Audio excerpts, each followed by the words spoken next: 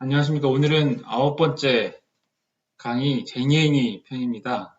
학교에서 제공되는 툴로 강의를 준비하다 보니까 앞서서 보시던 동영상하고는 음성이나 화질이 많이 차이가 있으시죠? 양해해 주시면 좋겠습니다. 쟁이행위를 본격적으로 설명드리기 전에 지난주에 설명드렸던 부분을 약간 보완해서 말씀드려야 될 부분이 있는데요. 부당노동행위와 관련된 노조법 제81조 제4호에 대해서 헌법 불합치 결정이 있었다고 말씀을 드렸어요. 운영비 원조와 관련된 것인데, 그런데 지난주, 그러니까 2020년 5월 11일에 국회 환경노동위원회에서요, 아마도 20대 국회 마지막 환경노동위원회가 열린 게 아닌가 싶은데, 노조법 제81조에 대한 개정안이 통과가 됐습니다. 기존에는 81조가 한 구분이 없고 1호부터 쭉 규정이 있었는데 기존의 81조 규정사항을 1항으로 하고 2항을 신설해서 2항에 운영비 원조가 노동조합의 자주성을 침해하는지 여부를 경비 원조의 목적과 경위, 횟수와 기간, 금액과 원조 방법, 총수입에서 차지하는 비율, 관리 방법, 사용처 등을 고려해서 판단하라라는 조항이 만들어졌어요. 이것으로 인해서 운영비 원조를 부당노동행위로 볼 때 노동조합의 자주성이 침해됐느냐 여부를 판단하기 위한 기준이 명확하게 제시됐다고 보기는 어렵고 여전히 추상적인 부분이 있지만 입법 기술적으로는 가장 합리적인 방법을 취한 것이 아닌가 이렇게 생각이 듭니다. 앞으로 이게 어떻게 적용되고 어떻게 사례가 만들어져 나갈지는 판례나 실무에서의 여러 가지 모습들 그리고 고용노동부 행정해석 이런 것들을 조금 봐야 되겠죠. 자, 여기까지 설명드리고 쟁행위에 대해서 설명을 드리도록 하겠습니다.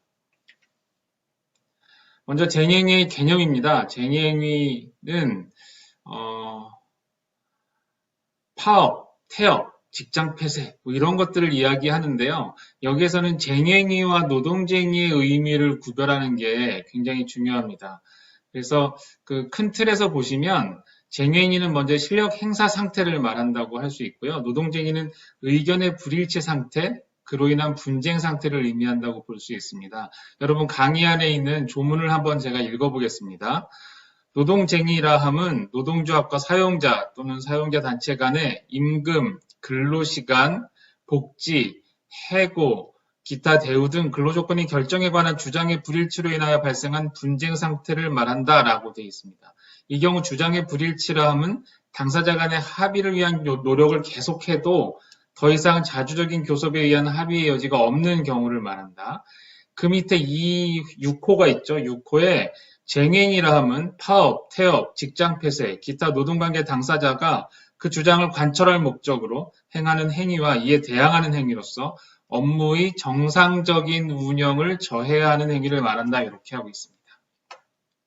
이게 처음 이 개념을 접하면 무슨 차이가 있지라고 생각하기 쉽고요. 이 쟁의행위라는 말도 그렇고 노동쟁이라는 말도 그렇고 이게 우리나라에서 만들어진 용어들이 아니잖아요. 일본식 한자어라서 뜻이 확 와닿지 않는데요. 일단 암기하시죠. 쟁의행위라는 것은 뜻을 다투는 데서 머물지 않고 그것이 행위로 나아간 것을 이야기합니다. 실력 행사 상태죠. 노동쟁이는 노동, 그러니까 근로조건의 결정에 관한 주장의 불일치 상태를 이야기합니다. 이게 근로조건의 결정에 관한 주장의 불일치냐, 근로조건에 관한 주장의 불일치냐에 대해서 약간 입법적인 변천이 있었기 때문에 논란이 조금 있긴 있는데요. 지금 노조법을 보시면, 노조법 2조를 보시면 근로조건의 결정에 관한 주장의 불일치라고 되어 있습니다. 그래서 여러분도 근로조건의 결정에 관한 불일치로 인한 분쟁 상태, 그러니까 이게 행위로 나아간 것이 아니라 뜻이 다투고 있는 상태를 노동쟁의 상태라고 하면 되겠습니다. 여기서 말하는 불일치는 노력을 계속했지만 해결되기 어려운 불일치 상태를 이야기하고요. 그 다음에 쟁의행위 종류를 제가 표에 쭉 적어 놓았는데요. 이 쟁의행위 종류들은 여러분 보시면 다 아실 수 있는 내용들이에요. 파업, 태업, 사보타지, 생산관리, 준법 투쟁, 보이콧, 피켓팅, 직장 점거, 직장 폐쇄 이렇게 있는데 여기서 좀 주의하실 것은 직장 폐쇄가 사용자에 의해서 단행되는 것인데 쟁행위한 유형으로 들어있다라는 것이고요. 그 다음에 태업하고 사보타지를 좀 구별하실 필요가 있을 것 같아요. 태업은 일을 게으르게 하는 겁니다. 천천히 느리게 하거나 아주 게으르게 해서 사용자가 일을 시키는 것, 그 사용자에게 근로를 제공하는 것이 사실상 별 의미가 없는 상태를 말합니다. 사보타주는 여기서 좀 더 나아가는 거예요. 사보가 예전에 농노 시절, 영주와 농노가 있던 시절에 그 농민들이 나무를 깎아서 만들어 쓰던 남학신을 사보라고 불렀다고 해요. 이 흉년이 들었는데 그 흉년이 되면 영주에게 바칠 산출물이 적어지지 않습니까? 그러면 영주가 좀 은혜를 베풀어서 조금만 내 할 수 있는데 그러지 않고 평상시 평년과 똑같이 소작물을 다 걷어가는 거예요. 그러면 다 바치고 나면 어차피 먹을 것도 없는데 그러니까 이 농민과 농노들이 속상하니까 영주한테 밀이나 포도를 바치지 않기 위해서 남학신을 싣고 다 밟아서 없애버렸다고 합니다. 이와 같이 생산품을 파괴해버리는 것, 못쓰게 만드는 것을 원래 사보타주라고 불렀었는데 요즘엔 좀 이게 뜻이 흐려져가지고 태업을 하는 것도 사보타주라고 현장에서 부르는 경우가 있습니다. 하지만 여러분들은 이 사보타주하고 태업의 개념은 좀 구별하셔서 기억하시는 게 좋겠고요. 그 다음 준법투쟁은 규정되어 있는 대로 하는 거예요. 평상시에는 일을 규정되어 있는 것보다 조금 빨리빨리 해서 착착착착 진행을 해나가던 관행이 있었는데 평상시에 이런 관행과 어긋나게 갑자기 법률을 지킨다는 의미에서 일을 천천히 하는 것을 준법투쟁이라고 합니다. 이 준법투쟁이 쟁행위에 해당하느냐에 대해서는 논란이 있지만 일반적으로 준법투쟁을 쟁행위라고 보고요. 여러분들 최근에는 흔치 않은데 과거에는 몇 년 전만 해도요. 그 지하철 파업 같은 경우에 그 버스 파업 이런 경우에 준법 투쟁을 한다고 해서 그 문을 오랫동안 열었다가 출근 시간에 특히 또 닫고 출발하고 뭐 1분씩 정차하고 이렇게 준법 투쟁을 하는 사례가 있었습니다. 최근에는 준법 투쟁의 모습이 이렇게 많이 나타나고 있지는 않아요. 그 다음은 쟁행위의 정당성입니다. 쟁행위가 정당하냐 아니면 불법이냐 여기에 대한 논쟁인데 이것은 좀 비교적 오래된 논쟁이죠. 과거 우리나라에서는 쟁행위는 위법하다고 생각하는 법적인 인식이 있었습니다. 그래서 형법 제20조의 정당행위 규정을 적용해서 원래 쟁의행위나 이런 것들은 원래 위법한데 형법에 의해서 정당화되는 거야. 위법성이 조각되는 거야. 이렇게 보는 시각이 있었어요. 그런데 얼마 전에 우리 대법원 판결을 하고 헌법재판소 결정이 좀 먼저 나왔죠. 나오면서 쟁행위가 원래 위법한 것이 아니라 쟁행위는 원래부터 법률이 허용하고 있는 합법적인 행위야. 합법적인 권한 행사야. 이렇게 보는 것으로 그 법원이 먼저 시각을 바꿨습니다. 법원이 쟁행위는 원래 적법하게 허용되어 있는 권리 행사의 방법이라고 본 이 시각 전환은 개인적으로 매우 타당한 것이었다고 생각이 되고요. 이게 그 법률이 쟁행위를 규정하고 있고 헌법이 그 정하고 있는 노동 3권의 하나로 쟁행위가 포함이 되어 있는데 이것이 애초부터 위법하고 위법성이 조각된다라고 보는 것은 좀 맞지 않는 측면이 있었던 것 같아요. 강의 안에 있는 대법원 결정의 요지를 제가 한번 읽어보겠습니다. 파업이 언제나 업무방해죄에 해당하는 것은 아니고 사용자가 예측할 수 없는 시기에 전적으로 이루어져서 사용자의 사업 운영에 심대한 혼란 내지 막대한 손해를 초래하는 등 사용자의 사업 계속에 관한 자유의사가 제압, 혼란될 수 있다고 평가할 수 있는 경우에 그때의 업무방해죄가 성립한다. 그런 경우가 아니면 업무방해죄가 되지 않는다는 거예요. 여기서 알 수 있는 것은 사용자가 예측할 수 없는 시기에 전격적으로 이루어져서 그 손해가 막심할 때에만 그럴 경우에만 업무방해죄에 해당한다고 보는 거고요. 보통 뒤에서 설명드리겠지만 쟁행위를 하려고 하면 그 직접 비밀 무기명 투표에 의한 결정을 해야 되고 노동위원회에 조정 신청을 해야 돼요. 그래서 열흘간의 조정 기간을 거쳐야 되거든요. 이 조정 기간을 거치고 조합원 찬반 투표를 하고 이렇게 되면 사용자가 쟁행위가 일어날 것이라는 걸 미리 알 수 없을 수는 없겠죠. 그래서 사용자가 예측하지 못한 시간에 전격적으로 쟁행위가 단행되는 경우는 없을 거예요. 그래서 이 대법원 이 판결의 시각은 굉장히 타당하지 않나 이렇게 생각이 되고, 그 위에는 헌법재판소 결정, 단체 행동권의 내재적 한계를 넘어서 정당성이 없다고 판단되는 쟁행위, 이게 바로 밑에 대법원, 제가 밑에 적어놓은 대법원 판결에서 구체적으로 적시되고 있지 않나 이렇게 생각이 됩니다. 결론적으로 헌법재판소 결정하고 대법원 판결이 말하고 있는 취지는 같다고 이해하셔도 될 것 같아요. 그 다음은 쟁행위의 정당성을 인정할 수 있는 요건에 대해서 설명드리겠습니다. 먼저 주체인데요. 주체는 적법한 단체 교섭권과 단체 협약 체결권이 있는 노동조합이 쟁의행위의 주체가 되어야 합니다.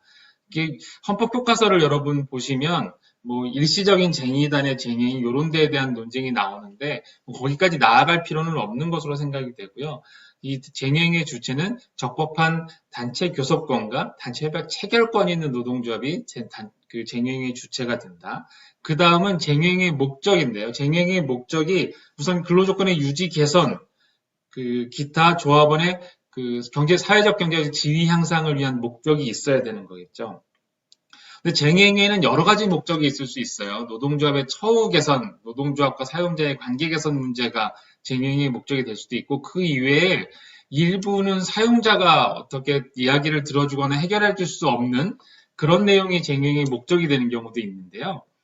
쟁행의 목적이 주된 것이냐 아니면 부수적인 것이냐에 따라서 정당성을 다르게 판단하고 있어요. 쟁행의 주된 목적이 근로조건의 유지 개선에 있다면 일부 부수적인 것이 쟁행의 목적이 되기 어려운 사항이 있다 하더라도 이 쟁행의 목적은 정당한 것으로 보는 것이 법원의 태도입니다. 그리고 회사의 경영권에 관한 사항, 사용자가 들어줄 수 없는 법제도 개선에 관한 사항 같은 것들은 쟁행위의 대상이 되지 않는다라는 시각이 있는데, 과거에는 경영권을 좀 폭넓게 보고요. 그 노동조합이 주장하는 쟁행의 목적으로 삼은 것이 경영권 침해에 해당한다는 것을 좀 넓게 보는 그 시각이 있었는데, 법원의 판결이 그런 시각을 가지고 내려졌었는데, 그 시간이 지날수록 경영권에 관한 사항에 대해서 좀 좁게 보고 쟁행의 정당성을 좀 넓게 보는 방향으로 시각 전환이 이루어지고 있는 것 같아요.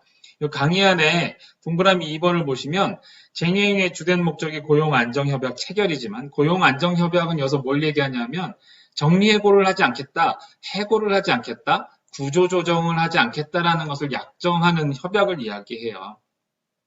경영 상황이 어려워지면 사용자는 구조조정을 하려고 하겠죠. 정리해고를, 경영상 이유에 의한 해고를 하려고 하는데, 그런 것들을 하지 못하게 합의하자라는 것은 일견 경영권에 대한 침해라고 볼 수도 있어요. 그렇지만 그 고용안정협약의 내용이 근로조건의 유지 개선을 목적으로 하는 것이라면 정당하다라고 해서 경영권을 좁게 보고 쟁행의 정당성을 넓게 보고 있습니다. 그 밑에 보시면 경영진의 퇴진을 요구하고 있어요. 경영진이 퇴진할 것인지 아닌지는 경영자의 고유의 권한에 속하는 사항이라고 볼 수 있겠죠. 하지만 경영진의 퇴진을 요구하는 것으로 보인다 하더라도 그 지인의가 조합원의 근로조건의 개선을 요구하기 위해서 그런 요구를 하는 것이라면 이것도 정당하다라고 우리 법원은 보고 있어요. 그래서 이 법원의 판결이 어떤 흐름을 가지고 있느냐, 어떤 일관된 태도를 가지고 있느냐에 대해서는 제가 이렇게 딱 말씀드리기는 어려운데, 적어도 과거에 비해서는 경영권은 좀 좁게 보고 쟁행의 정당성을 좀 넓게 보는 태도를 취하고 있다라고 이해하셔도 큰 문제는 없을 거라고 생각이 됩니다. 계속해서 쟁행의 정당성 인정 요건 중에서 행위를 설명드릴게요. 그 행위는 업무의 정상적인 운영을 저해하는 행위예요. 업무의 정상적인 운영을 저해하는 행위이기만 하면 되기 때문에, 우리가 보통 제 강의 안에서 사용한 사진에도 이렇게 근로자들이 다 모여 있잖아요. 모여 있고 이렇게 손을 이렇게 들고 있는 사진을 제가 사용을 했는데, 업무의 사용자와 약정한 그 업무의 정상적인 운영을 저해하기만 하면 되는 것이기 때문에 이 근로자들이 한자리에 이렇게 모여서 집단 행동을 반드시 하고 있어야 되는 것은 아니에요. 쟁행위가 적법하게 결정이 돼서 단행되었을 때 쟁행위 개시 시점에 맞춰서 조합원들이 출근을 하지 않는 것, 출근은 했지만 자리에 앉아서 일을 하지 않는 것, 이것만으로 충분합니다. 그래서 그 뒤에 보면 필수 유지 업무의 경우에 쟁여행위를 할 때 쟁여행위 참여 조합원 수를 세는 문제가 뒤에서 잠깐 설명드리겠지만 나오는데 이 경우에 조합원 수를 어떻게 셀 것인지가 좀 논쟁이 있어요. 근데 뭐 경우에 따라서는 그 집회하고 있는 장소에서 집회 참여 숫자를 세면 되잖아 이렇게 보는 분들도 있는데 집회에 참여하는 것만이 쟁여행위가 아니라 쟁여행위 기간에 출근을 하지 않거나 사무실에 앉아 있어도 쟁여행위에 참여하면서 근로를 제공하지 않는 경우가 있을 수 있기 때문에 그 필수 유지 업무의 쟁여행위의 경우에 파업 참가자 수를 계산하는 것이 이렇게 쉬운 일은 아니에요. 다시 한번 여기로 돌아오시면 업무의 정상적인 운영을 저해하는 행위이기만 하면 쟁여행위에 해당한다라고 볼 수 있고요. 그러니까 휴게 시간은 어차피 근로를 제공하지 않는 시간이지 않습니까? 휴게 시간에 피켓팅을 한다든가, 휴게 시간에 유의무를 돌린다든가, 휴게 시간에 집회를 하는 것은 업무의 정상적인 운영을 저해하는 것이 아니기 때문에 쟁여행위라고 보기는 어려워요. 그리고 또 하나, 퇴근 시간 이후에, 그리고 또 하나, 출근 시간 이전에 이렇게 집단 행동을 하는 것, 이런 것들은 보통 쟁여행위라고 보지 않습니다. 왜냐하면 업무의 정상적인 운영이 저해되지 않기 때문이죠. 여기서 말하는 업무라는 것은 사용자가 근로자가 근로계약 관계의 틀 안에서 제공하도록 약정되어 있는 그 업무를 이야기합니다. 적법하게 사용자가 지휘명령권을 행사할 수 있는 업무를 여기에서의 업무라고 하고요. 그런 굉장히 포괄적인 의미예요. 이런 업무의 정상적인 운영을 저해하는 행위, 그것을 쟁여행위의 적법한 쟁여행위에서의 행위라고 볼 수 있습니다. 정리를 하면 목적은 근로조건의 유지 개선, 행위는 정상적인 업무의 저해, 그리고 그 주체는 적법한 단체 교섭권과 단체별 체결권을 가진 노동조합 이렇게 되겠죠. 그 교섭대표 노동조합의 경우, 복수노조의 경우는 뒤에서 다시 한번 설명을 드리도록 하겠습니다. 그리고 쟁여행위를 이렇게 하려면 쟁여행위를 어떻게 결정하느냐에 대해서 생각을 해봐야 되겠죠. 쟁여행위를 결정하려면 먼저 노동쟁의 상태가 발생해야 돼요. 제가 앞에서 노동쟁의 상태가 뭐라고 했죠? 노동쟁의 상태는 근로조건의 결정에 관한 노사 간의 주장의 불일치 상태, 이것이 해결되기 어려운 분쟁 상태에 있는 것을 노동쟁의 상태라고 합니다. 이 노동쟁의 상태에 처하게 되면 이 노동조합이든 사용자든 아니면 둘 다든 노동위원회에 조정 신청을 할 수가 있어요. 그러면 여기서 말하는 노동위원회는 첫 번째는 지방노동위원회가 되겠죠. 관할 지방노동위원회에 조정 신청을 하면 노동위원회에서는 10일 동안의 기간에 조정을 진행을 합니다. 이 조정이 10일 이내에 조정안이 제시되고 당사자가 수락하느냐 마느냐가 결정이 될 수도 있고요. 10일 동안 조정이 성립이 되지 않을 수도 있어요. 그리고 조정을 하려고 봤더니 당사자가 교섭을 제대로 안 하고 노동쟁의 상태에 있다고 성급하게 결정을 내리고 조정 신청을 한 것일 수도 있어요. 이런 경우에는 노동위원회가 조정을 내려주지 않고 교섭을 더 하고 오라라는 행정지도 결정을 내려주기도 합니다. 어쨌든 조정을 신청하고 나서 열흘이 지나면 쟁의를 할 수가 있게 되는데요. 논리적으로는 그 이후에 쟁의인 찬반 투표를 하게 되겠죠. 근데 현실에 있어서는 쟁의 조정 신청을 하기 전에 쟁의인 찬반 투표를 하고 노동쟁의 조정 신청을 하는 경우가 비일비재하게 있지만 논리적인 흐름을 따지자면 노동쟁의 상태가 발생하고 그 다음에 노동위원회에 노동쟁의 조정 신청을 하고 그리고 조정이 10일 이내에 내려지지 않거나 내려졌는데 노사가 이것을 받아들이지 않거나 이렇게 되면 그 다음에 쟁의행위에 관한 조합원들의 찬성 의사를 묻는 찬반 투표를 진행하게 되죠. 여기서 찬반 투표는 직접 비밀 무기명 투표로 행하게 되는데요. 조합원 전체의 총의를 물어야 되기 때문에 대의원 회의의 결의로 이것을 대체할 수는 없습니다. 그리고 복수노조 사업장에서 쟁행위 찬반 투표를 어떻게 할 것인가가 문제가 돼요. 여기서 제가 쟁점들을 좀 적어놨는데 창구단일화에 참여한 조직된 노동조합 조합원, 어느 한 노동조합만 얘기하는 게 아니고요. 창구단일화 절차에 참여한 모든 노동조합의 조합원들을 이야기하는 거예요. 창구단일화 절차에 참여한 모든 노동조합 조합원들의 과반수의 찬성을 얻어야 쟁의를 할 수 있다. 보통 이렇게 보고 있습니다. 그런데 이 조합원 규모가 많이 차이가 있을 수 있지 않습니까? 그래서 교섭 대표 노동조합만으로 이미 과반수가 됐을 경우에 다른 소수 노동조합을 배제하고 교섭 대표 노동조합 조합원들만의 찬성을 받아서 쟁행위를 할 수 있느냐, 이게 얼마 전에 문제가 된 경우가 있었어요. 근데 이 경우에도 그 쟁행위 찬반 투표에 참여하도록 모든 조합원들에게 다 알려야 된다는 게 원칙이에요. 그런데 그 소수노조에서 쟁행위를 반대하고 있기 때문에 소수노조 집행부가 우리 조합원들은 찬반투표에 참석하지 마십시오, 이렇게 얘기해서 소수노조 조합원들 전체가 다 찬반투표에 참여하지 않았어요.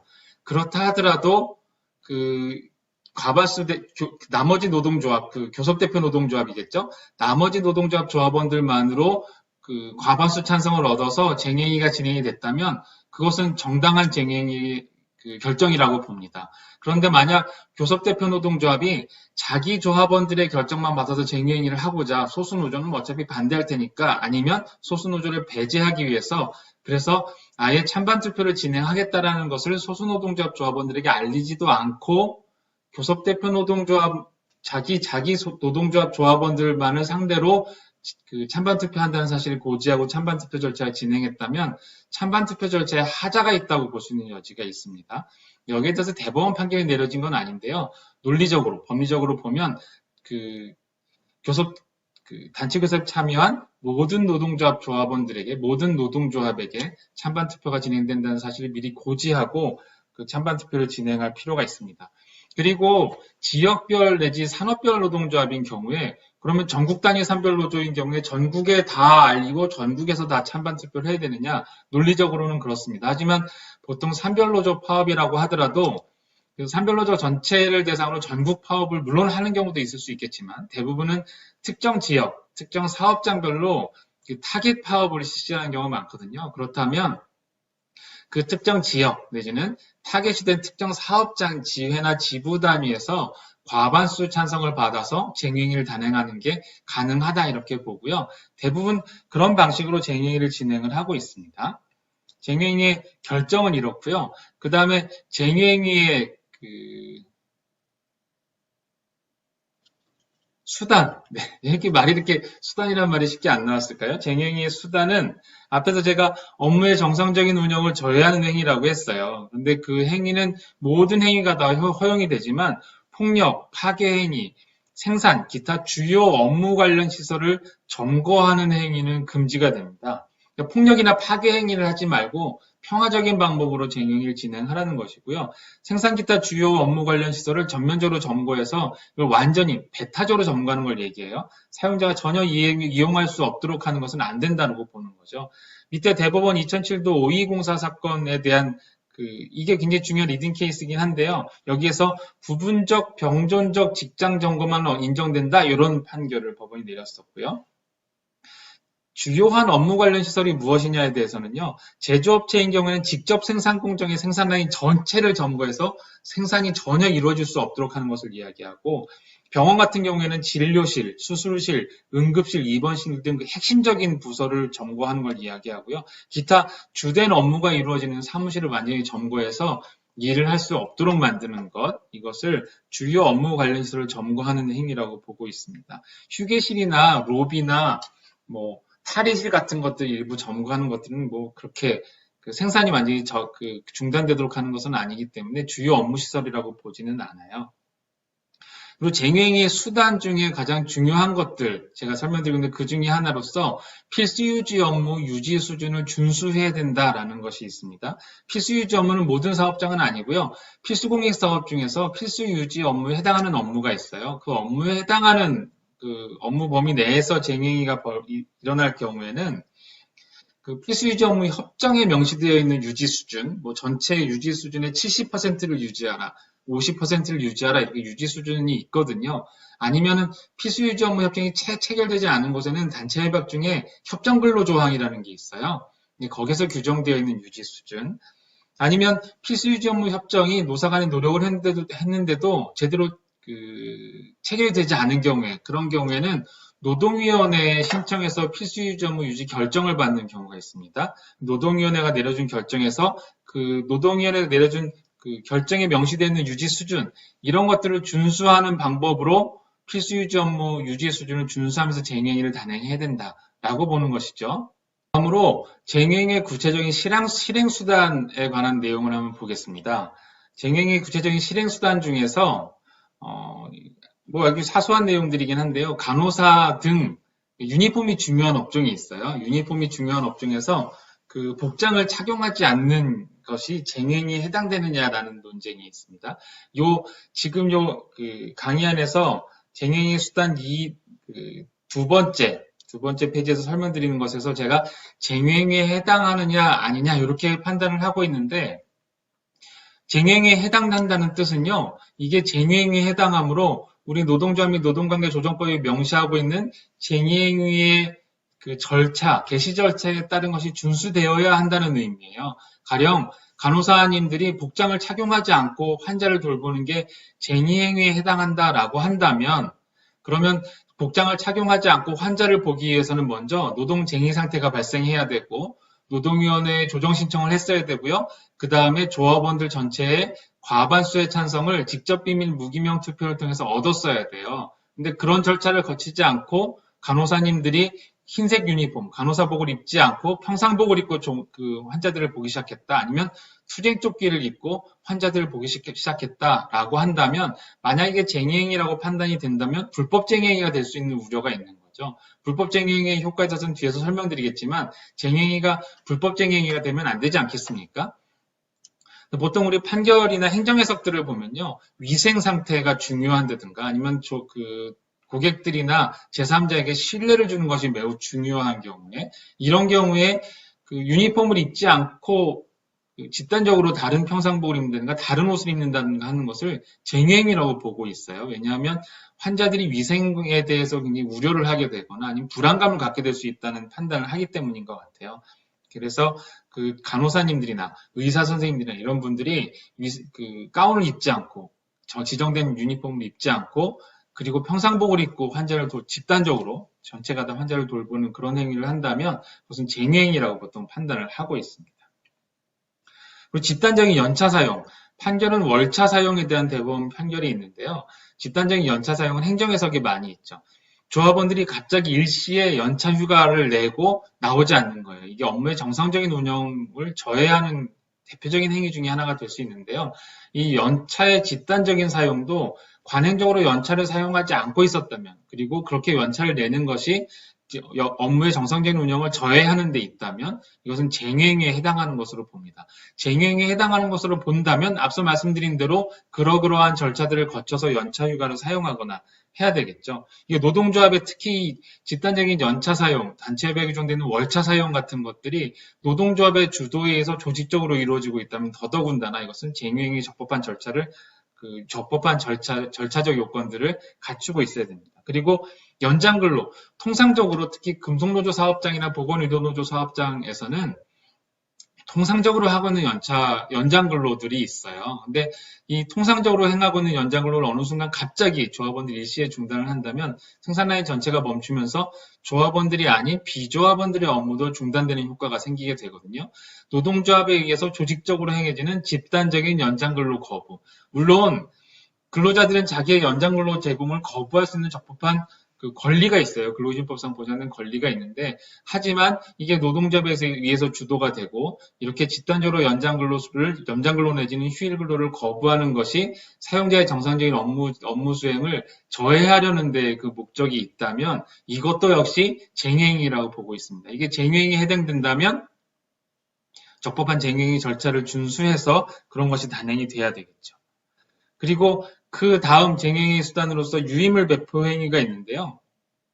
유인물을 배포하는 것 그 자체는 문제될 게 없어요. 그리고 앞서도 제가 말씀드렸다시피 퇴근 시간 이후, 또 출근 시간 전, 휴게 시간에 유인물을 배포하는 것은 또 전혀 문제가 되지 않아요. 그런데 이 배포되는 유인물의 그 내용에 타인의 인격, 신용, 명예 등이 훼손되거나 실추될 우려가 있다면, 그리고 그 내용이 허위이거나 과장되어 있다면 이게 정당한 유인물 배포 행위라고 볼 수가 없게 돼요. 제가 여기서 대법원 98-2365 판결의 내용 제가 강의 안에 써놓은 것 한번 읽어보겠습니다. 그 문서를 배포한 목적이 근로조건의 유지, 개선과 근로자의 복지 증진, 기타 경제적, 사회적 지위 향상에 있고 문서의 내용이 전체적으로 보아 진실한 것이라면 근로자의 정당한 활동 범위에 속한다. 그러니까 만약 그런 것이 아니라면 정당한 활동 범위가 아니라는 거겠죠. 그리고 유인물 배포 행위를 근무 시간 중에 한다라고 한다면 그것도 그 노동자의 단체 행동 중에 하나라고 볼 수 있고요.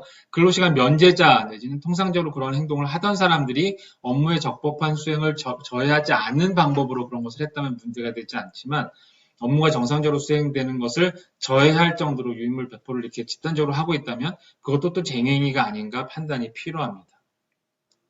그리고 평화의무를 위반한 쟁행위가 있는데요. 평화의무를 위반한다는 얘기는 단체협약의 유효기간 안에 있다는 거예요. 하지만 이 단체협약의 유효기간 안에 있다 하더라도 단체협약에 규정되지 않은 사항이라거나 새롭게 규율해야 되는 사항에 대한 단체교섭 요구를 할 수 있거든요. 그래서 그런 것이 아닌 단체협약에 이미 규정되어 있어서 노사가 기존에 합의한 사항에 대해서 이것을 반대하면서 고쳐달라고 단체교섭을 요구하고 그러면서 쟁행위를 하는 것은 기존에는 정당성이 없다고 봤어요. 평화의무를 위반하여 이루어진 쟁행위는 노사관계를 평화적, 자주적으로 규율하기 위한 단체협약의 본질적 기능을 해치는 것일 뿐 아니라 노사관계에서 요구되는 신의 성실의 원칙에도 반하는 것이므로 정당성이 없다. 이게 94-402 사건이라고 제가 적어놨는데 이게 좀 오래된 거예요. 그래서 이 평화의무와 그 쟁행위의 단체교섭 요구의 정당성, 쟁행위의 정당성에 대해서는 약간의 이론도 있을 수 있는데 어쨌든 현재까지 일반적인 견해는 이러한 것은 정당성이 없다고 보고 있습니다. 하지만 아까 설명드렸다시피 단체협약의 유효기간 중에도 노동조합은 차기 협약을 체결을 위해서 미리 하거나 아니면 기존의 단체협약에 규정되어 있지 않은데 꼭 규정할 필요가 있어서 단체교섭을 요구한다든가 하는 것은 가능하기 때문에 단체협약 유효기간 중이라 하더라도 이러한 노동조합의 정당한 단체교섭의 사용자가 거부하고 있다면 또 아니면 그 교섭 과정에서 노동쟁의 상태가 발생했다면 정당한 쟁행위를 할 수 있다 이렇게 봐야 되겠죠. 그 다음은 쟁의행위의 제한과 관련된 설명을 드리도록 하겠습니다. 쟁의행위는 우선 주요 방위산업체에 종사하는 근로자에게는 쟁의행위가 금지가 됩니다. 노동조합 및 노동관계조정법 제41조 제2항인데요. 주요 방위산업체 종사 근로자 중에 전력, 용수, 주로 방사물자를 생산하는 업무에 종사하는 자는 쟁의행위를 할 수 없다라고 되어 있어요. 여기에 쟁의행위를 할 수 없다라고 되어 있지 노동조합을 결성할 수 없다, 단체교섭을 할 수 없다 이렇게 써 있지는 않아요. 다만 우리나라 국방에 굉장히 중요한 역할을 하고 있는 것이기 때문에 국가 안위를 위해서 집단 행동인 쟁행위만은 금지하고 있다라고 볼 수 있고요. 개인적으로는 이게 좀 너무 넓은 게 아닌가 싶어요. 너무 이걸 좀 되게 좁게 해석할 필요가 있을 것 같은데 어쨌든 우리나라에서는 주요 방위 산업체에 종사하는 그 근로자의 쟁행위는 금지가 돼 있습니다. 그 다음 공무원 및 교원의 경우에도 쟁의행위에 제한이 있습니다. 우리 헌법 제33조 제2항은 공무원의 단체 행동권은 법률이 정하는 바에 따른다고 법률 유보를 하고 있어요. 그래서 법률이 어떻게 규정하고 있냐면 특히 공무원 같은 경우 보면 6급 이하의 일반 공무원이 별정직 공무원의 단결권 및 단체교섭권이 인정된다라고 하고 있고 사실상 노무에 종사하는 공무원에 대한 노동상권 및 노동관계조정법 적용, 노동조합 및 노동관계조정법 적용이 인정된다라고 보고 있어요. 그러니까 6급 이하의 공무원이라든가 6급 이하의 공무원은 단체교섭권 및 단결권이 인정이 되고 있고 사실상 노무에 종사하는 공무원인 경우에는 쟁행위도 단체 행동도 할 수 있도록 허용이 되어 있는 거예요. 그래서 6급 이하 일반적 공무원인 경우에 단결권 및 단체교섭권이 인정된다는 얘기는 무슨 뜻이냐면 단체 행동권은 인정되지 않는다는 얘기고요. 그리고 6급 이상 공무원에 대해서는 단결권 및 단체 교섭권도 인정이 되지 않는다는 거예요. 그런데 지난 5월 11일, 2020년 5월 11일에 교원노조법이 개정이 되면서 교원의 경우에는 교수까지도 교수노조 설립이 허용이 됐거든요. 단결권과 단체교섭권까지는 허용이 되고 있습니다. 자, 그 다음에 대체근로금지와 예외 적용 문제를 보도록 하겠습니다. 대체근로라는 것은 쟁행위가 일어났을 때 쟁행위, 파업이라고 보통 줄여서 말하잖아요. 쟁행위로 인해서 중단된 조업을 쟁행위와 관련이 없는 다른 사람을 투입해서 그 조업이 실행되도록, 조업이 이어지도록 할 수 있느냐라는 문제예요. 근데 보통 대체근로는 우리나라에서는 금지된다라고 보고 있죠. 근데 그냥 다 금지되는 게 아니고 당의 사업과 관계없는 자를 채용해서 대체할 수 없다는 내용이에요. 그러니까 어느 사업장 내에서 쟁행위가 발생했는데 그 사업장에 있는 다른 근로자, 당해 사업에 속해 있는 다른 근로자를 투입해서 중단된 업무를 수행하는 것은 상관이 없어요. 그런데 당해 사업에 소속되어 있지 않은 다른 사람들, 관계없는 사람을 새롭게 채용하거나 새롭게 파견을 받거나 도급계약을 체결해가지고 그 업무를 수행하게 하는 것은 금지된다는 얘기예요. 왜냐하면 파업이라는 것은, 쟁행이라는 것은 조업을 중단해서 사용자에게 타격을 입히기 위해서 하는 거예요. 그런 방법을 통해서 노동조합의 주장을 사용자에게 관철시키려는 것이겠죠. 그런데 사용자가 다른 사람을 막 채용해가지고 쟁행위로 중단된 업무를 수행하도록 한다면, 그렇다면 그 쟁행위 효과가 없어지지 않습니까? 그 무기대등의 원칙이 훼손되는 거예요. 그런 취지에서 우리나라 노동자 및 노동관계조정법은 대체근로를 금지하고 있습니다. 우리 노조법 제43조 강의 안에 있는 조항을 제가 한번 읽어볼게요. 사용자는 쟁행위 기간 중 그 쟁행위로 중단된 업무의 수행을 위해서 당해사업과 관계없는 자를 채용 또는 대체할 수 없다.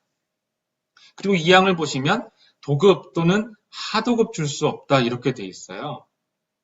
그렇기 때문에 그 당해 업무와 관련이 없는 자가 아닌 당해 업무와 관련이 있는 자를 채용해서 그 중단된 업무를 수행하는 것은 가능하기 때문에 대학병원 같은 경우에 병원에서 그 간호사들이나 의사 선생님들, 근로자 자격에 있는 의사 선생님들 중에 일부 수련의 같은 선생님들이 되겠죠. 이런 분들이 파업에 참가했을 경우에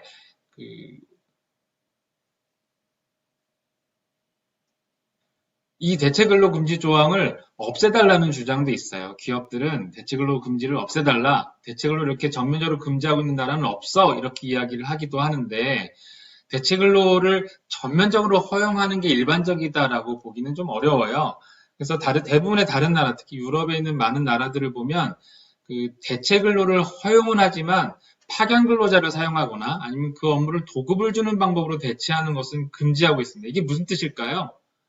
대체 근로를 투입하려면 채용하라는 얘기예요. 정식 채용해서 기간제 근로자든 정규직 근로자든 정식 채용해서 그 업무를 대체할 수는 있는데 파견이나 도급 같은 것을 이용할 수는 없다라고 이야기하고 있는데 이게 무슨 의미인지 조금 더 설명을 드려보면 파업이 일어났을 경우에 파업이 한 달이 갈지 일주일이 갈지 3일이 갈지 알 수 없지 않습니까? 근데 사용자는 그 업무를 새롭게 채용한 근로자에게만 시킬 수 있다고 보면 뭐 6개월 기간제, 3개월 기간제 또는 정규직을 채용해서 그 업무를 수행할 수밖에 없어요. 그렇게 되면 사용자는 노동자에게 불시에 파업을 중단하고 업무를 정상적으로 하려고 하면 그 해당 업무를 수행하기 위한 근로자가 중복으로 채용이 되어 있는 위험 부담이 생길 수 있습니다. 그렇다면 그 조합에 원래 생산 업무에 복귀한 조합원들이 복귀를 하게 되면 새롭게 그 업무를 대체하기 위해서 채용한 근로자들은 놀 수밖에 없잖아요. 그러면 그 어쩔 수 없이 근로적을 못하게 되는 신규 채용 근로자들은 에 대해서는 사용자가 휴업수당을 지급하는 방식으로 그 고용을 유지할 수밖에 없어요. 정규직이든 기간제든. 그렇기 때문에 대체 근로를 사용자가 투입은 할 수 있는데 투입하려면 그만큼 사용자도 부담을 가져야 돼라는 것들을 강제하는 거죠. 그래서 파견 근로자 사용만, 도급 근로자 사용만 막는 것으로도 대체 근로 금지의 효과가 충분히 있다. 사용자도 추가 비용 부담이 강제되기 때문에 이렇게 판단해서 대체 근로를 명시적으로 금지하지는 않지만 파견 근로자나 도급 근로자 사용하는 대체는 안 된다라고 대부분 금지를 하고 있는 거예요. 뭐 우리나라에서도 그런 식으로 대체 근로를 허용하는 것은 가능하다고 봅니다. 그렇지만 그 다른 학교에서 주장하듯이 대체 근로가 전면적으로 허용되는 그런 사례는 오히려 일반적이지 않다라고 정리하시면 좋을 것 같고요. 필수공익 사업의 경우에 제가 아까 앞부분에서 뒤에서 필수공익 사업에 해당되는 부분을 다시 한번 설명드리겠습니다. 이렇게 말씀드렸지 않습니까? 필수공익 사업, 필수유지 업무를 말씀드렸군요. 여기서 필수공익 사업에 대해서 다시 한번 설명을 드릴게요. 필수공익 사업의 사용자는 쟁행위 기간 중에 파업 참가 근로자의 100분의 50 이내에서 대체 근로자를 사용할 수 있어요. 그러니까 필수공익 사업의 경우에는 100분의 50, 파업 참가자 수의 100분의 50 이내에서는 당해 사업과 관련 없는 자를 채용할 수도 있다는 거예요. 가령 지하철 같은 경우에 지하철 철도 기관사들이 파업을 해서 지하철이 운행될 수 없는 경우에 필수 공익 사업에 해당되잖아요. 그러면 당해 사업과 관련이 없는 다른 데에 계신 그 회사 소속원이 아닌 다른 분들을 채용해서 파업 참가자 100분의 50까지는 기관사를 채용해서 운행하도록 할 수 있다라는 뜻입니다.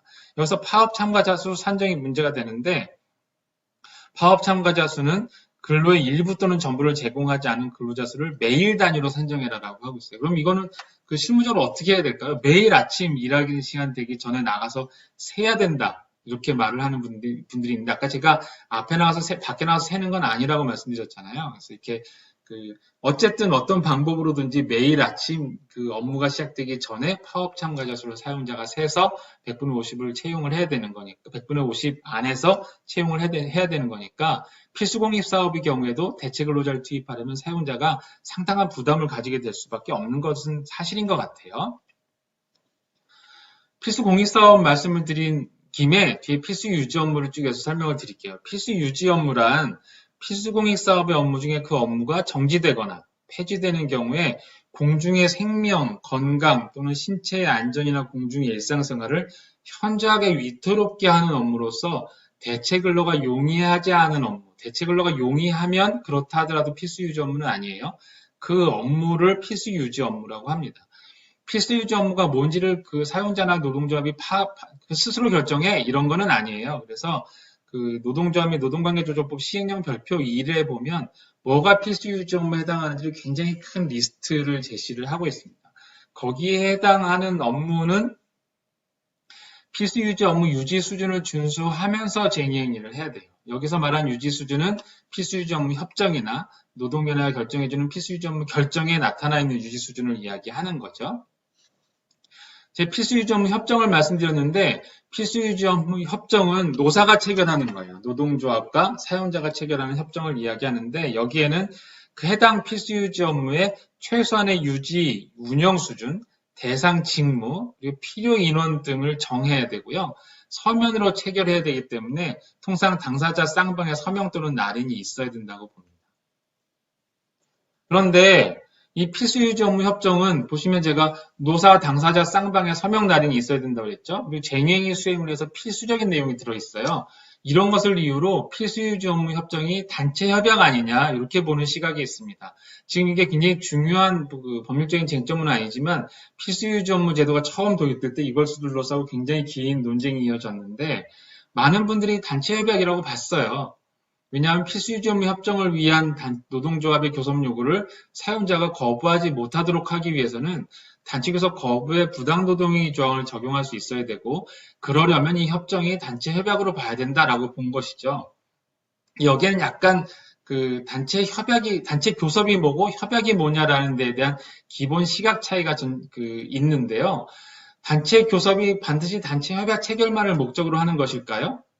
이게 제가 그 부당노동행위에서 단체교섭 거부편에서 살짝 설명을 드리다 말았는데, 단체교섭 우리나라 노동조합 및 노동관계조정법에 보면 단체협약 체결, 기타의 단체교섭이라는 말이 있어요. 우리 하급심법원은 기타의 단체교섭이 창구단일화 절차를 말한다고 제가 설명을 드렸었죠. 근데 이 기타의 단체교섭이 협약 체결 목적이 아닌 그 이외의 단체교섭이라고 본다면 필수유지업무협정을 반드시 단체협약이라고 볼 이유는 없어요. 필수유지업무 협정이 단체협약으로 보지 않더라도 이 협정 체결을 위한 교섭을 단체교섭이라고 본다면, 기타의 단체교섭이라고 본다면 이 협정 체결을 위한 단체교섭을 거부하는 사용자의 행위를 부당노동행위로 의율할 수 있는 가능성은 얼마든지 있거든요.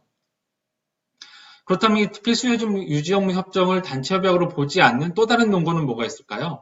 필수유지업무 협정은 2년마다 개정할 필요가 없습니다. 우리나라 노조법은 단체협약은 2년마다 개정하도록 하고 있어요. 그런데 필수유지 업무 협정은요, 한번 체결되면 10년씩 개정되지 않고 그냥 있는 경우도 있거든요. 그렇다면 이 필수유지 업무 협정을 만약 단체협약이라고 다수의 견해에 따라서 단체협약이라고 본다면 별로 개정할 필요가 없는데도 불구하고 필수유지 업무 협정은 유효기간이 2년 이내로만 인정이 돼서 2년마다 계속 개정해야 된다는 문제가 생겨요. 굳이 그러한 불편을 안고 필수유지 업무 협정을 단체협약으로 볼 이유는 없다. 저는 이렇게 생각이 되고요. 노조법 제81조 제3호, 앞으로 제1항 제3호가 될 수도 있겠는데요. 3호에 나와 있는 기타의 단체교섭이 필수유지 업무 협정 체결을 위한 단체교섭이라고 본다면 굳이 그 단체협약을 보지 않고 노사 간에 체결하는 특별한 협정이다라고 보는 것만으로 충분하지 않나 이렇게 생각이 듭니다. 노사가 협정 체결을 위해서 충분히 노력했는데도 불구하고 필수유지 업무 협정이 체결되고 있지 않다면 노사 당사자 쌍방 또는 일방이 노동위원회에 필수유지 업무 유지 수준의 결정을 내려주십시오라고 신청을 하면 노동위원회에서 또 필수유지 업무 유지 수준 결정을 내려줘요. 그러면 그 유지 수준 결정은 필수유지 업무 협정하고 똑같은 효력이 있다고 보게 됩니다. 그래서 노사는 그 유지 수준에 맞춰서 쟁행위를 하거나 해야 되겠죠. 필수유지 업무의 경우에 근무 근로자의 지명 문제가 있습니다. 제가 페이지를 좀 잘못 넘겼네요. 죄송합니다. 보시면 노동조합이 필수유지 업무 협정 또는 노동위원회 유지 수준 결정에 따라서 필수유지 업무에 근무하는 조합원 중에서 쟁행위 기간 동안 근무하여야 할 조합원을 통보하도록 하고 있어요. 이 필수유지 업무 협정에 보면 50%, 70%, 뭐 어떤 업무의 경우 100% 이렇게 유지 수준이 결정이 돼 있으면 그럼 우리 이 부서에서 이것을 담당하는 근로자 중에 몇 명이 출근해야 그 유지 수준이 유지되느냐에 대해서 노사 간에 또 합의가 필요하거든요. 그럼 노동조합은 이 업무를 70% 유지하기 위해서는 이 부서에서 이 업무를 담당하는 자 중에서 몇 명이 출근하면 되겠구나 판단을 해서 출근할 근로자, 근무를 계속 제공할 근로자의 명단을 확정해서 사용자에게 미리 통보하는 거죠. 그렇다면 그렇게 하면 쟁행위 기간 동안에 사용자는 그 사람들이 쟁행위 기간 때 사무실에 나와 있고 나머지는 안 나오는구나 이렇게 알 수 있다는 거예요. 그러면 사용자는 노동조합에서 통보를 받으면 그 통보된 근로자들에 대해서 노동조합에서 당신과 당신은 나와서 일할 거라고 했습니다라고 또 근로자에게 직접 사용자가 통보를 하도록 우리 노조법은 규정을 하고 있습니다. 말은 쉬운데요. 이게 그렇게 간단한 문제는 아니에요. 왜냐하면 그 부서에는 전원이 다 조합원인 것은 아니고요. 그렇죠. 그리고 조합원들 인원 숫자에 따라서 100명 중에 50명이 근무하면 그 업무의 50%가 유지가 돼. 또 이렇게 볼 수 있는 것도 아니거든요. 어떤 업무는 100명 중에 3명만 출근해도 50%가 유지되는 경우가 있을 수 있어요. 그래서 이게 필수유지 업무 유지 수준을 준수하기 위해서 몇 명의 조합원이 출근해야 되느냐, 비조합원이 다 나온다고 본다면 그렇다면 조합원은 몇 명이 나와야 되는 거냐 이런 것들을 산정하는 게 그렇게 용이한 문제는 아닙니다. 노사가 여기에서 또 성실하게 서로 교섭을 해서 결정을 하는 게 타당하겠죠.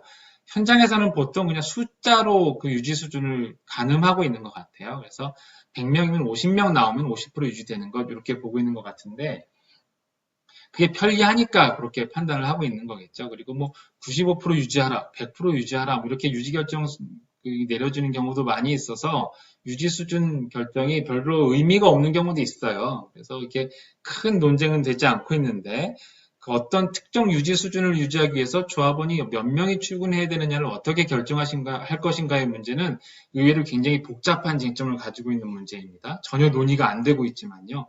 누군가 여기에 대해서 좀 정밀한 논의를 할 필요가 있지 않나 개인적으로는 이렇게 생각이 됩니다. 필수유지 업무 협정과 관련된 기타 쟁점으로는 그러면 필수유지 업무 협정이 체결된 이후에 설립된 신규 노조는 어떻게 해야 되는데 이게 문제가 될 수 있어요.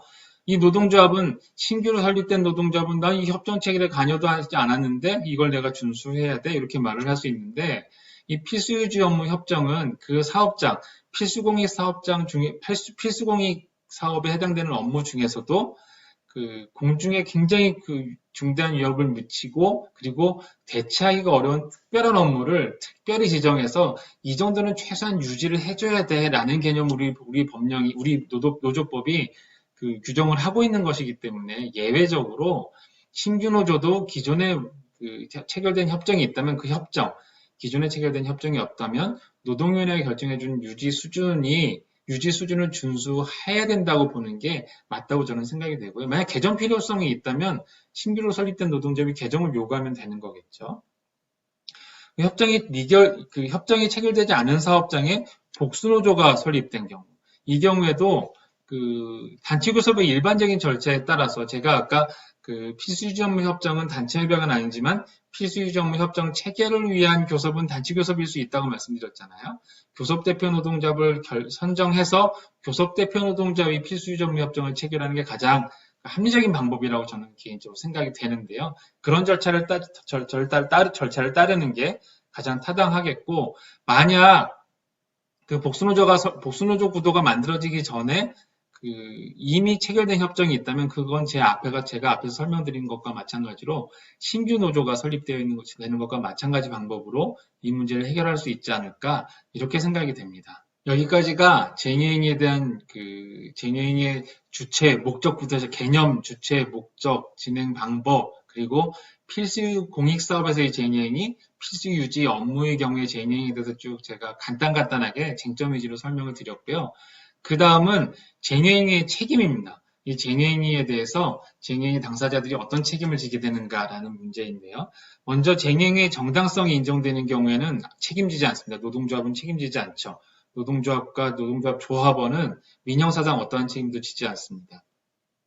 사용자가 쟁행으로 인해서 조업이 중단되는 것에 대한 위험을 부담해야 되겠죠. 그러나 쟁행의 정당성이 부인돼서 불법 쟁행이라고 판단이 되는 경우에는 특히 노동조합 간부, 노동조합 스스로는 그로 인해서 사용자가 입은 손해 전부에 대해서 배상할 책임이 있습니다. 노동조합도 책임을 지고 간부도 책임을 지거든요. 이 노동조합 간부의 책임과 노동조합의 책임은 부진적 연대 채무 관계에 있다고 보죠. 공동불법 행위라고 보는 거예요.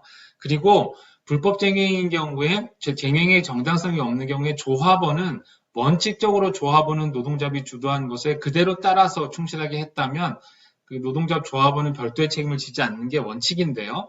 노동조합 조합원이 그 통상적인 경우를 넘어서서 혼자서 막 더 나아가서 과도한 행위를 한 경우, 그러니까 노동조합에서 그런 지시를 내리지도 않았는데 혼자서 유리창을 막 깬 경우, 뭐 이런 경우가 흔히 있고요. 그게 아니라 파업에 참가한 조합원이라 하더라도 특별히 준수하여야 할 어떤 의무가 있는데 그것을 준수하지 않은 경우, 어떤 시설은 계속 유지보수를 쟁행의 기간 중에도 해야 된다. 이렇게 특별한 계약상 책임을 지고 있는 근로자가 그 업무를 이행하지 않아서 쟁행이 중간에도 준수해야 될 그 의무를 준수하지 않아서 손해가 발생한 경우, 이런 경우에는 그 쟁행에 참가한 평조합원인 경우에도 책임을 져야 되는 경우가 있을 수 있습니다. 밑에 제가 강연에 적어놓은 2016-242-884 사건은요, 그 원고를 징계한 사건인데요. 쟁행이 여기 제가 앞서 말씀드린 그 정당성이 인정되는 경우, 정당성이 부인되는 경우의 책임은 아니지만 여기에서 설명을 드려야 될 것 같아서 제가 하나 적어놨어요. 단체협약에는 쟁행 기간 중에 일체의 징계든 인사조치를 사용자가 할 수 없다라고 규정이 되어 있었습니다. 그런데 사용자가 파업에 참가한 조합원을 그 징계를 한 거예요. 그것도 종전 쟁행 기간 중에 그 근로자가 행한 비위 행위를 근거로 징계를 한 거죠. 이런 경우에 원고들을 징계한 이런 사용자의 행위는 그 단체협약을 위반한 것이다라고 봐가지고요. 그런 징계는 위법하다라고 판단한 사안이 되겠습니다. 그 다음 계속해서 쟁행의 책임을 말씀드리겠습니다. 사용자의 제3자에 대한 채무 불이행 책임인데요. 이것도 굉장히 재미있는 쟁점들을 가지고 있어요. 사용자가 쟁행이기 때문에 다른 사람에게 물건을 납품하지 못했어요. 그러면 사용자의 거래처에서는 사용자에게 채무 불이행, 이행지체 책임을 물을 수 있을까요? 이런 문제입니다.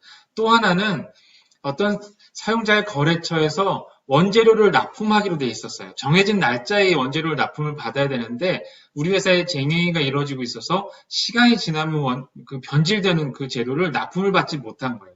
이런 경우에 그 사용자가 납품받지 못함으로 인해서 제3자가 그 원재료를 납품하지 못하고 갖고 있다가 이게 변질되고 그래서 나중에 변질됐으니까 안 받을래 이렇게 분쟁이 생겼을 때 사용자에게 채무불이행 책임을 지울 수 있겠느냐 이런 것들이 문제가 될 수 있는데요.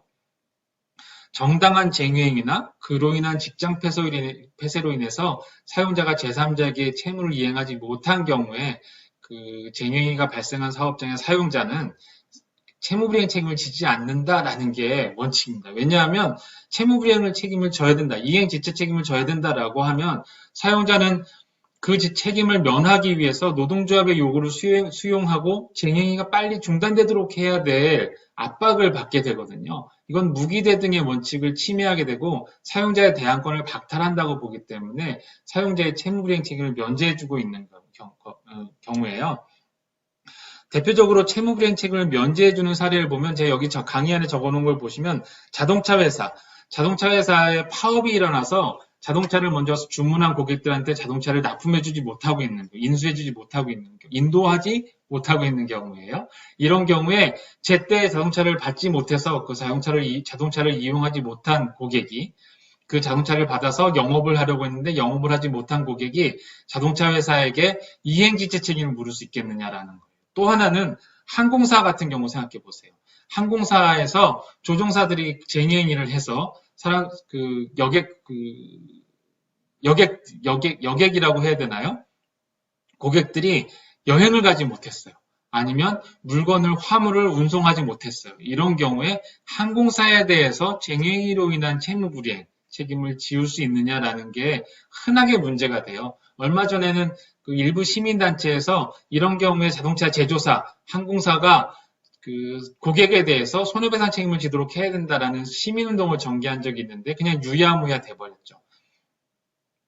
근데 자동차 회사 같은 경우, 항공사 같은 경우에도 전 세계적으로 일반적으로 파업으로 인해서 자동차를 납품하지 못하거나 또 파업으로 인해서 여객을 운송하지 못한 경우에 채무불이행 책임을 지지 않는다고 보통 보고 있습니다. 그리고 이것을 명확히 하기 위해서 자동차 운송약관이나 항공운송약관에 보면요.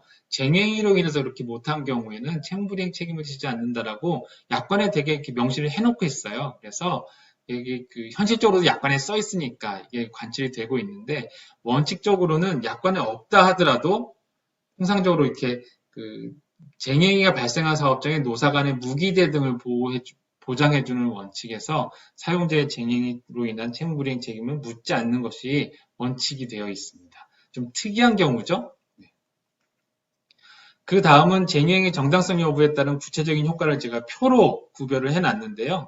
정당한 쟁행인 경우에는 당해사업 내 대체근로 사용이 가능하고요. 당해사업 내라고 했어요. 당해사업과 관련이 없는 자의 대체근로 사용은 안 되고요.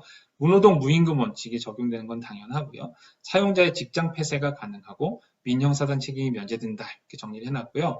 불법 쟁행인 경우에는 대체 근로가 전면적으로 허용되고 신규 채용도 가능해요. 무노동 무임금 원칙에 적용되는 건 똑같고요. 사용자의 직장 폐쇄가 가능하고 사용자의 민사상 손해배상 청구가 가능하고요. 그리고 노동조합의 경우에 따라서는 형사 책임을 지게 되는 경우도 있습니다.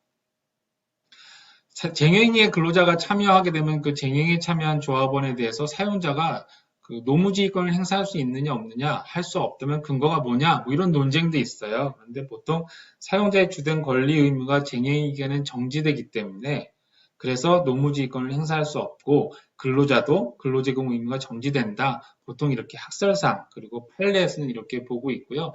여기에 대해서 커다란 논쟁이 있는 건 아니고 보통 그렇다라고 판단을 하고 있습니다. 마지막으로 사용자의 쟁행이라고 해서 직장 폐쇄에 대해서 설명을 드려보겠습니다. 이 직장 폐쇄는 모두도 잘 알고 계시죠? 다들 직장 폐쇄는 잘 안다고 생각하는데요. 의외로 깊이 이렇게 생각해 보면 직장 폐쇄가 좀 애매한 부분이 많이 있습니다. 우선 직장 폐쇄는 사용자가 쟁행위에 대항해서 노동자의 쟁행위에 대항해서 노무수령을 거부하는 행위를 직장 폐쇄라고 합니다. 보통 쟁행위는 단체 행동권의 구체화라고 보고요. 단체 행동권은 헌법상 근로자의 기본권으로 헌법 33조에 규정이 되어 있습니다. 우리 헌법 33조는 근로자의 단체 교섭권, 단체 단결권, 단체 교섭권, 단체 행동권을 규정을 하고 있고요. 근로자의 단체 행동권을 노동조합 노동관계 조정법이 구체화한 것이 쟁행위의 한 모습입니다. 단체 행동권이 꼭 쟁행위는 아니지만 단체 행동권의 가장 대표적인 것이 쟁행위인 것은 맞죠. 그러면 우리 노조법은 직장 폐쇄를 사용자의 쟁행위라고 표현하고 있는데 우리 헌법은 사용자의 단체 행동권을 규정하고 있지 않거든요. 그럼 이 쟁행위가 과연 무엇이냐라는 게 문제가 되는 거예요. 여기에서는 학자들 간에 굉장히 치열한 학설 다툼이 있습니다. 근데 정리를 해보면 헌법상 기본권은 아닌 게 분명하고요. 그렇지만 헌법 33조에 기초한 집단적 노사자치의 질서를 조성하고 협약자치의 실질적인 구현을 위해서 사용자에게 보장하고 있는 권한 행사 방법 중에 하나다. 보통 이렇게 보고 있어요. 그래서 이게 헌법 33조에서 유래하는 것은 아니지만 노사관계 질서를 보장하기 위해서 사용자에게 인정되는 하나의 쟁행위 중에 하나다라고 봐서 이 직장 폐쇄가 쟁행위야? 여기에 대해서 논쟁이 좀 있지만 보통 대부분의 견해들은 그 직장 폐쇄를 사용자의 쟁행위로 인정을 하고 있습니다. 우리 노동조합 및 노동관계조정법 제46조를 제가 한번 읽어보겠습니다. 사용자는 노동조합이 쟁행위를 개시한 이후에만 직장 폐쇄를 할 수 있다. 사용자는 제1항의 규정에 의한 직장 폐쇄를 할 경우에는 미리 행정관청 및 노동위원회에 각각 신고하여야 한다. 이렇게 규정이 되어 있어요. 46조에 규정되어 있는 내용이 의외로 많지 않죠. 여기 보시면 쟁행위를 개시한 이후에만 할 수 있다. 이렇게 되어 있을 뿐이에요. 그리고 미리 행정관청 및 노동위원회에 각각 신고해야 한다. 이렇게 되어 있어요. 그런데 직장 폐쇄가 정당하기 위해서는 보통 학설은 어떻게 주장을 하냐면 사후적인 직장 폐쇄여야 하고 방어적인 직장 폐쇄여야 한다. 그러니까 직장 폐쇄가 사전적이어서도 안 되고 공격적이어서도 안 된다. 이렇게 판단을 하고 있습니다.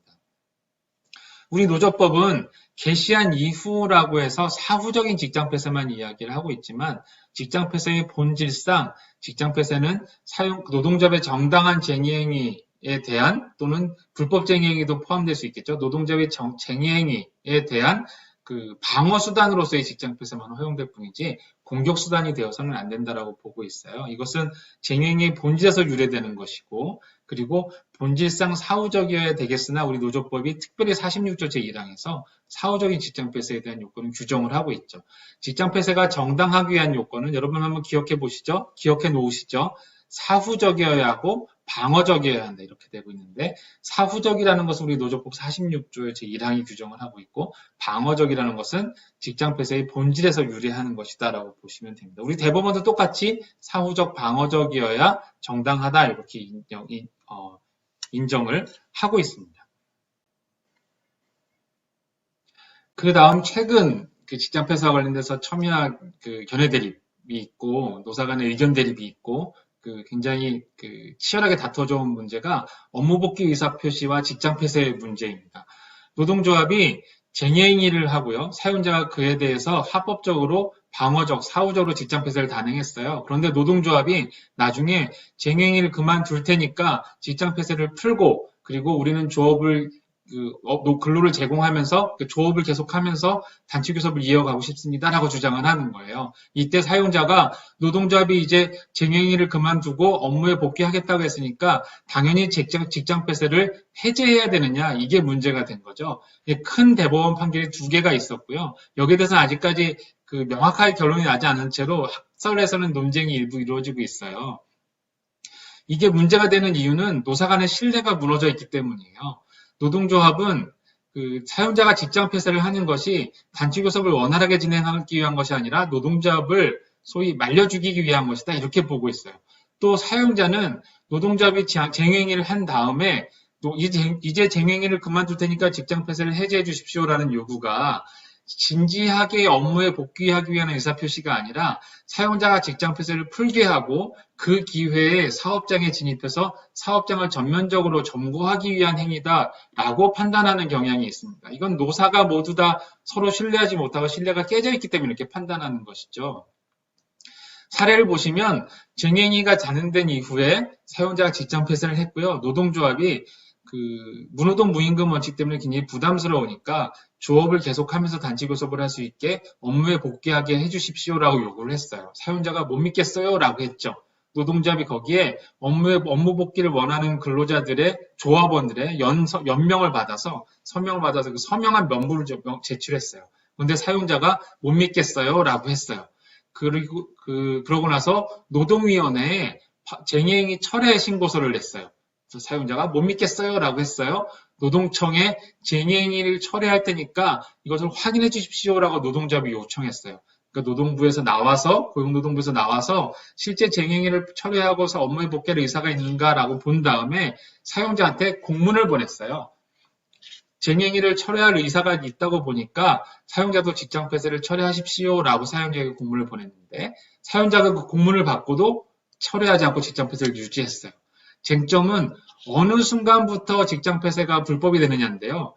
노동자비 업무 복귀 의사 표시를 하면 직장 폐쇄가 왜 불법이 될까요?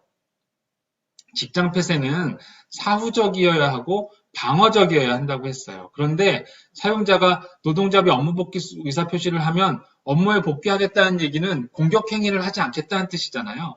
노동자의 공격 행위가 없는데도 사용자가 직장 폐쇄를 계속하고 있는 것은 더 이상 방어적인 직장 폐쇄가 아니라 이게 공격적인 직장 폐쇄로 전환된다는 의미예요. 직장 폐쇄가 공격적인 직장 폐쇄로 전환이 되면 방어성 요건이 탈락하면서 위법한 직장 폐쇄가 되는 거죠. 우리 법원은 언제부터 이 직장 폐쇄가 위법하게 되느냐에 대해서 우선은 업무 복귀 의사 표시가 정당하다면 진정한 의사가 표시가 됐다면 그때부터 직장 폐쇄는 위법인데 진정한 의사 표시인지를 어떻게 사용자가 확인할 수 있겠느냐. 여기에 대해서 명확한 기준을 말해주지 못했지만 적어도 주어진 사건에서는, 대상 판결의 사건에서는 고용노동부가 행정관청이 정당하게 업무에 복귀할 의사가 있는 것으로 보입니다라고 확인을 해 주었다면, 적어도 확인을 받은 그 시점부터는 직장 폐쇄의 방어성이 탈락하고 공격성이 있다고 봐야 되는 것이 아니냐, 이렇게 판단을 했어요.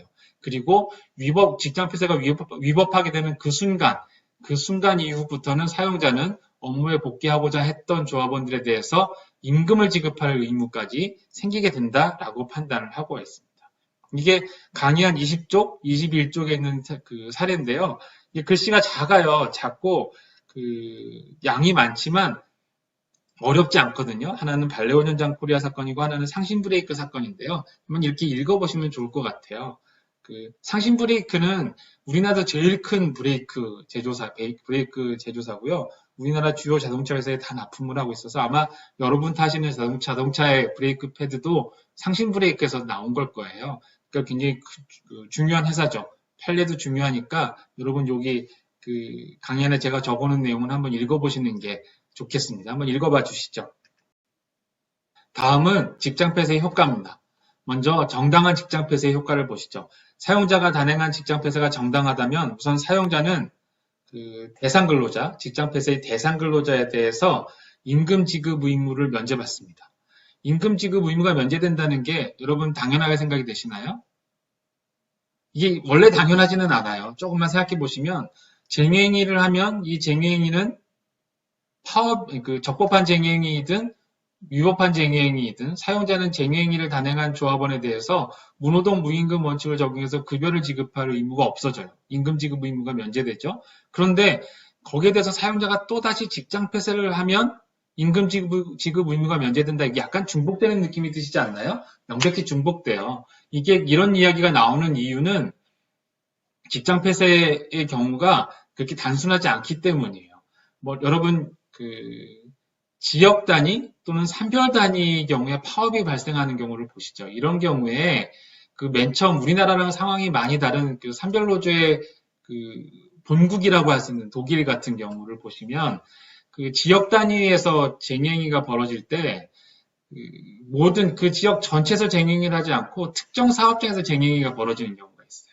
그러면 직장 폐쇄를 할 때요. 그 쟁행위가 벌어진 그 특정 사업장에서 직장 폐쇄를 하는 게 아니라 그 사업장이 아닌 쟁행위가 벌어지지 않는 그 지역 내에 다른 사업체들의 사용자들이 직장 폐쇄를 하는 경우가 있어요. 여러분 잘 이해가 안 되시죠? 사용자 단체가 쟁행위인 경우에 사용자에 대한 지시권 내지는 통제권을 가지게 되고 쟁행위가 벌어진 특정 사업장의 사용자가 혼자서 굉장히 많은 타격을 받는 것을 방지하기 위해서 연대의 원칙에 따라서 쟁행위가 벌어지지 않은 다른 동종사업장, 동종산업에 속한 사업장에서 직장 폐쇄를 하라고 사용자가 명할 수 있어요. 그러면 쟁행위가 벌어진 사업장과 쟁행위가 벌어지지 않은 나머지 사업장들이 전체가 다 조업이 중단되는 효과가 있겠죠. 그럼 사용자들이 다 같이 고통을 겪는 거예요. 다 같이 고통을 겪으면서 같이 버텨보자라는 거죠. 이런 경우에 쟁행위가 벌어지지 않은 정상적인 조업이 이루어지고 있던 파업이 이루어지지 않았던 그 사업장에서 직장 폐쇄를 할 경우에 그 직장 폐쇄가 정당한 직장 폐쇄면 임금 지급 의무가 면제된다라고 보는 데에서 직장 폐쇄의 경우에 임금 지급 의무 면제 얘기가 처음 논의되기 시작했던 거예요. 여러분 되게 특이하죠? 그 원칙이 적용돼서 우리나라에서도 일반적으로 정당한 직장 폐쇄의 효과라고 하면 그 논의의 확장선상에서 임금 지급 의무 면제를 이야기하고 있고요. 그러니까 이게 대표적인 효과이기도 해요. 맞기도 하는데 우리나라에서는요. 이게 직장 폐쇄를 파업에 참가한 근로자만이 아니라 파업에 참가하지 않은 조합원 그리고 조합원이 아닌 일반 근로자에 대해서까지 직장 폐쇄를 하는 경우가 있어요. 전면적인 직장 폐쇄죠. 이런 경우에 파업에 참가하지 않은 조합원, 일반 근로자에 대해서도 임금 지급 의무가 면제되는 경우가 있어서 이 임금 지급 의무 면제 효과는 여전히 의미가 있다고 볼 수는 있습니다. 다만 조합원이 아닌 일반 근로자까지 포함하는 전체에 대한 전면적인 직장 폐쇄를 하려면 우리 법원은 남아있는 근로자로 조업을 하는 것이 의미가 없을 정도에 이를 경우에만 그것이 허용된다 이렇게 보고 있어요. 그 아래 보시면 직장 폐쇄를 쟁행위 중인 조합원에 대해서만 실행할 수 있도록 한정하는 일반적인 경례의 경우에는 비조합원인 근로자를 사용한 정상적인 조업을 인정한다 이렇게 하고 있죠. 우리나라에서는 이렇게 정상적인 조업을 인정하기도 하고 또 전면직 직장 폐쇄를 인정하는 경우도 있고 그래서 직장 폐쇄가 되게 이론이 좀 복잡해요. 현실에서는 조합원이 들어와서 근로를 제공하는 경우도 있어요. 이걸 어떻게 나눠야 될까? 좀 애매하죠. 그러니까 병원 같은 경우도 그렇고 일반 사업자인 경우도 그렇고 사용자가 직장 폐쇄에 참여한 조합원들만을 사업장 밖으로 내몰고 못 들어오게 하고 그 안에서 환자를 본다든가 생산활동을 계속하는 식의 직장 폐쇄를 실제로 하고 있어요. 이것은 우리나라의 직장 폐쇄에 대한 일반적인 견해가 직장 폐쇄는 쟁의 행위 중인 조합원만을 상대로도 할 수 있다라고 보고 있기 때문이에요. 이렇게 보는 것이 타당한지에 대해서는 좀 개인적으로는 의문이 있지만 일반적으로 그렇게 보고 있다라는 정도로 기억을 해놓으시면 좋을 것 같고요. 직장 폐쇄가 정당하게 행해지면 사업장의 출입을 금지할 수 있습니다. 더더군다나 전면적인 직장 폐쇄인 경우에는 일반 근로자들도 사업장에 못 들어오고요. 조합원, 파업에 참가 중인 조합원을 상대로 한 직장 폐쇄인 경우에는 쟁행에 참가 중인 조합원은 사업장 내에 들어올 수 없어요. 들어오면 사용자는 퇴거를 요구할 수 있고 퇴거에 응하지 않으면 퇴거 불응죄가 성립하기도 해요. 하지만 노동조합 사무실이 사업장 내에 있을 경우에 조합원이 정당한 업무 수행을 위해서 생산시설로 들어오는 게 아니라 조합 사무실만 이렇게 왔다 가는 것 이런 것들은 막을 수가 없다고 보통 보고 있죠. 그 다음은 위법한 직장 폐쇄의 효과입니다.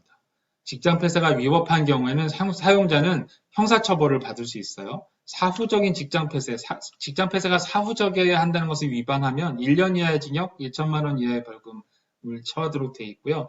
행정관청에 대한 사전 신청 절차 위반. 직장 폐쇄를 하려면 사전에 행정관청과 노동위원회에 신고해야 된다고 그랬잖아요. 이것을 위반하면 또 500만 원 이하의 과태료를 물게 되고요. 방어적인 직장 폐쇄 원칙 위반과 신고 의무 위반은 각 별개의 행위예요. 그 두 개의 형이 병과될 수도 있습니다. 그리고 사용자가 위법하게 직장 폐쇄를 하게 되면 정당성이 없는 직장 폐쇄를 하게 되면 이건 노동조합이 단체 행동권을 정당하게 행사하는 것을 저해하는 행위가 될 수 있어요. 이건 지배 개입의 부당노동에 해당할 수 있죠. 단체 부당노동의 여러 유형 중에서 노동조합이 정당하게 노동기본권 행사를 하는 것을 부당하게 사용자가 지배하거나 개입하는 행위 중에 하나에 해당한다고 볼 수 있어서 별도의 물론 지배 개입 의사를 판단해야 되겠지만 위법한 직장 폐쇄에 지배 개입 의사가 인정된다고 본다면 위법한 직장 폐쇄는 지배 개입의 부당 노동 행위에 해당될 여지가 있습니다. 이 직장 폐쇄는 이론이 굉장히 간단한 것 같고요. 실무자들도 직장 폐쇄 문 걸어 다르면 되지 퇴거 요구하면 되지 임금 지급 의무가 없어지는 거지 라고 생각하고 있지만 이 직장 폐쇄에 관련된 우리 46조 조항이 굉장히 단순하게 돼 있고 직장 폐쇄 제도가 외국에서 수입된 제도이고 우리나라에서 이게 이론적으로 완전히 정리가 되어 있지 않기 때문에 깔끔하지 않아요. 대부분의 내용들이 행정해석으로 이렇게 주먹구구시로 정리가 되어 있는데요. 누군가 한번 이렇게 직장 폐쇄에 대해서 전반적인 것들을 깔끔하게 정리를 하면 좋겠고 가장 바람직한 것은 우리 노조법 제46조가 잘 정리가 돼서 개정이 돼서 직장 폐쇄의 절차적인 요건, 실질적인 정당성 요건들이 좀 명확하게 법률적으로 해명이 됐으면 좋겠다라는 개인적인 생각을 가지고 있습니다. 여기까지가 쟁행위에 대한 설명이었고요. 쟁행위라고 하면 보통 이렇게 단체 행동 그것만 딱 생각하기 쉬운데 오늘 강의 시간에는 제가 여기에 필수 유지 업무의 경우에, 필수 공익 사업의 경우에, 그리고 사용자의 쟁행위인 직장 폐쇄까지 포함해서 한번 설명을 드려봤습니다. 앞에까지 제가 올려드린 영상들하고 영상의 질이 좀 많이 떨어지고 음성도 좀 그때처럼 이렇게 잘 들리지 않으셨을 것 같은데 학교에서 제공한 이 툴 이용해서 계속 앞으로 당분간 강의를 제공하려고 하니까 여러분께서 좀 양해해 주시면 좋겠고요. 다음번 강의 제 10강으로 다시 한번 10강 준비해서 영상 다시 올려드리도록 하겠습니다. 고생하셨습니다.